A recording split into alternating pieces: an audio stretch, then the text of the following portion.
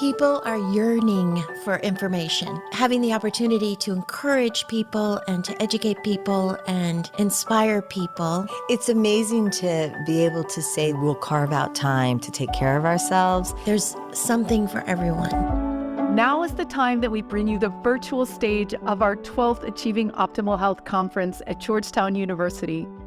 To experience this talk with all the videos, slides, and graphics, head over to the BB&R website where you can enjoy the entire day of archives of 8 incredible speakers for just $29. Go to bbnrconsulting.us and click on Store. One more time, visit our store at bbnrconsulting.us. Thanks for staying curious and for living your best life with us. Hi, everybody. I'm Amanda Haas, and Doro and Tricia, thanks so much for inviting me to be part of your Achieving Optimal Health Conference here in 2022. I get the great honor of cooking lunch with you all, and that's so fun for me because I'm a cookbook author. I am founder of Amanda Haas Cooks and now House of Haas Cooking School Online. So today I'm going to show you how to make one of my favorite recipes. And one of the best things about it is that it is great for you, but it's super fast to make as well. So we are going to do salmon wrapped in parchment paper. It sounds super fancy. And then I'm going to teach you a little side salad to go with it. So if you want to cook along for the conference, terrific, or you can make this anytime you like. So one of the things I love when I cook too is that I'm constantly trying to show people how to make foods that are naturally better for them, right? Instead of maybe some of your favorites that aren't so great. And salmon is obviously an amazing ingredient to start with. It's rich in all of those omega-3s and has so many things, health properties that we love. And this is just so simple, you won't believe it. And I love it because it kind of gives you a lot of bang for your buck, whether you're making it on a weeknight or you're entertaining. So all you need for this recipe are 4-ounce pieces of salmon. If you can get wild salmon, even better. And I've got them already cut into 4-ounce pieces. You can always ask the fishmonger at your local store to cut it for you if they only have it full in the case. A lot of people also already sell the wild pieces frozen that are in 4-ounce portions, so it's perfect. So here's the fun part about this. You need a piece of parchment paper. So you can buy it in a sheet, or you can buy a big roll and just cut off a sheet. It's the size of the sheet pan, right? So it's really simple. So any baking sheet will do. And you're going to build the recipe right on the sheet. So here's what I've got. I've got a little bit of olive oil. I learned how to make this in French cooking school, and it was more about butter for everything. But heart healthy olive oil is what I love. And then I'm going to take one of these pieces of salmon and I'm going to put it directly on the olive oil. You know what you can do is you can use your tongs to coat it too. I'll show you that, right? So I'm just going to coat it a little bit on both sides. Usually I'm cooking with my hands always. Oh, we get for just. Okay. And then I'm going to sprinkle it here with a little bit of salt. Today I'm using Redmond salt from Utah that I love, but kosher salt works really well. Any sea salt is great. And then a couple of fresh grindings of pepper. Now, if you like spices and herbs, you can use whatever you really like on yours. This is just such a simple preparation when you just want to taste the great ingredients themselves. And this salmon is amazing on its own. Okay, so we've got the piece of fish prepped, and I'm just going to show you the other ingredients I've got. I've got some beautiful cherry tomatoes in a bunch of different colors, a few pieces of asparagus, and I've already cut about the bottom third off the asparagus because that part is like bristly and not tasty. You won't love it's really fibrous, right? So you won't love the texture of that. So you just take a knife to your asparagus and lop off the bottom third, and you know everything else is going to be delicious. Then I've got some fresh basil leaves. But again, if you like tarragon, it's wonderful in this. You could use flat leaf parsley. I've used mint and basil together, which is delicious. So pick whatever herbs you like. And then I'm going to use some lemon in this as well. And I'm just going to cut a couple little slices off for us here. So a couple whole slices. You don't have to make whole rounds if you are more comfortable cutting it into wedges.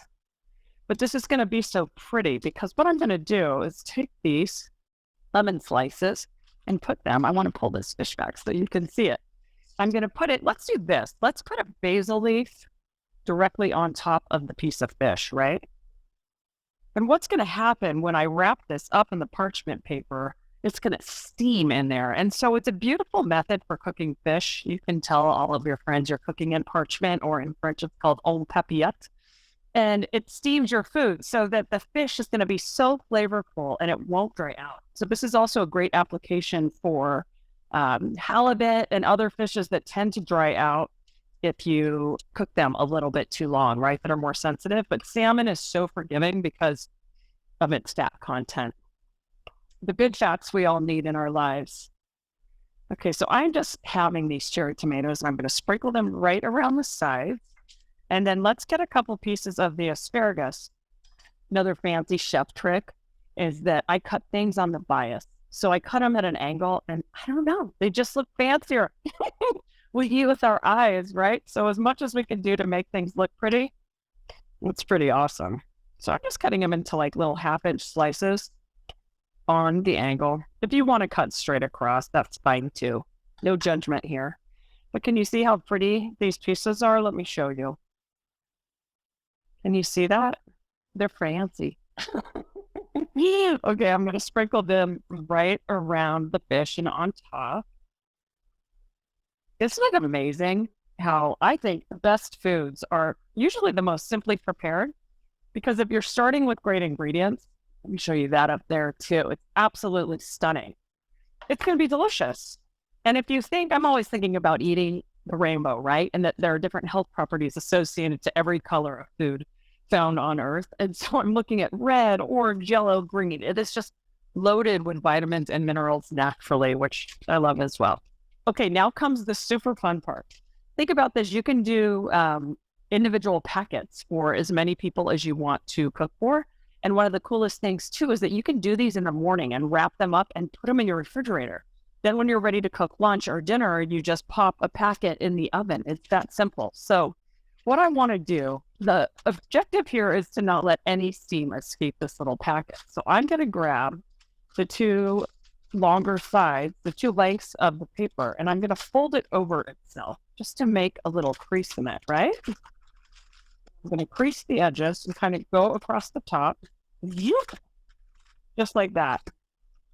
Sound effects not included. Then I'm going to fold it over a couple more times just to make sure it's really folded. And then, like a Tootsie Roll, for lack of a better piece of candy or food to describe it, I'm going to twist the ends in the opposite directions and tuck them right under themselves. So look at this. Twist, twist, and then tuck. And basically what that's doing is creating this beautiful little packet where none of the steam can escape until you open it. And so, ta-da! Isn't that cute? Got a beautiful little packet. And so if you're cooking multiple ones, then you can just make them and put them on a baking sheet, and they'll go directly in the oven on the baking sheet, right? So I'm going to pop this in. Here's what's so great too. Depending on how you like your salmon, I think of cooking it about 10 minutes for every inch of thickness. And most salmon center cut fillets are about an inch thick. So give or take, right? For some reason, I really prefer my salmon cooked through. And so I'm going to let this go for 10 minutes in my oven. Sometimes it's more like 12. I've got my oven at 375 degrees, by the way. So I'm going to pop this in for 10 minutes. And then I'm going to show you how to make a really delicious, simple salad. One of the things I love too is that all of the ingredients cook together, right? So you're not having to start things at different times. It's just one and done. So what a fun idea to do for lunch or even a weeknight dinner where you don't want to make anything else to go with it and you're set. Or if you want to do something like roast some potatoes, you could even cut them up into small pieces and roast them at the same time in the oven. They probably just take about 10, 15 minutes longer, right? So, okay, it's salad time. Let's switch gears and I'm going to show you how to make a really simple vinaigrette that is delicious with any kind of salad. And also, if you love making vinaigrettes and you love the flavor of vinaigrettes, you guys, they're just so much better for you when you make them from scratch instead of store-bought, because you don't have to worry about preservatives and fillers like you do when you buy dressings and vinaigrettes at the store. So this is one of my favorite ones because it's literally, what have we got? We've got olive oil or avocado oil, lemon juice, Dijon mustard, salt, and pepper. That is it. I call it French vinaigrette because if you've ever had a French salad where all it is like really simple mixed greens and the best dressing ever, and you don't know why, That's their secret. It's just simple. Okay, so I'm going to put that on my salad later. I think I've got everything I need. I've got my lemon juice. I've got olive oil. If you want a milder flavor, you can use avocado oil. I love avocado oil because you still get a ton of health benefits. And for cooking, it's got a really high smoke point, which is so great because it retains its health properties up to, I want to say 450. Maybe it's more like 425 degrees. So it's fabulous for that. But today in my vinaigrette, I want to really taste the olive oil. I love this olive oil that I'm using. So why not? Let's do it, right? So here's what I've got. I put about a tablespoon of Dijon mustard in my bowl right here. You can use a mixing bowl, of course. I just didn't have one available. I've got freshly squeezed lemon juice. I think that it makes such a difference to just juice some lemons yourself. You only need probably the juice of 2 lemons to make a big batch of vinaigrette. And then the best part is that you can keep it in your fridge for weeks. Don't tell anybody I told you that. But with ingredients like this, you can keep it in your fridge for a couple of weeks. And so any night you want a salad, you're ready to go. Okay, let's talk proportions here as I add a little bit of salt to this first. The rule of thumb when you're making a vinaigrette is that you want 1 part acid, so whether it's lemon juice or vinegar, to 2 to 3 parts oil. Typically in the past, it's always been 3 parts oil, right, to 1 part acid. But I like to give Alice Waters credit for this, who is an amazing chef who lives in my neck of the woods here in Northern California. She started using more of the acid, so you get these really bright flavors on lettuce. And I think it's because I like it. So if you're doing a really simple salad, it's still got this punch, right? So I've got about a tablespoon of lemon juice in here and a tablespoon of Dijon mustard. Let's just start with 2 tablespoons of olive oil and see what we think. Now, the Dijon mustard is what will emulsify this. And that's just the fancy word, of course, all of you probably know, for bringing something together, right? If I didn't use it, it would simply be a little broken. You can use 2 parts olive oil to 1 part vinegar. And I've got a healthy dollop of Dijon mustard in here too, which is going to give it some punch. You can use less, but the Dijon is what's going to hold it together and make it creamy. So Dijon mustard is a great binder, but another one that works really well is mayonnaise. Egg yolks work too. So if you have fresh eggs, it's a beautiful way to bind things. It's really popular in Caesar salads. But I've always got Dijon mustard on hand for other things. So perfect. Okay, here's a little trick. I always like to try my vinaigrette with a piece of lettuce because how are you going to know what it tastes like or if it's too strong? I just like to see what it tastes like against something that's kind of neutral, right? So dip a carrot in it, dip a piece of lettuce in it. I love it.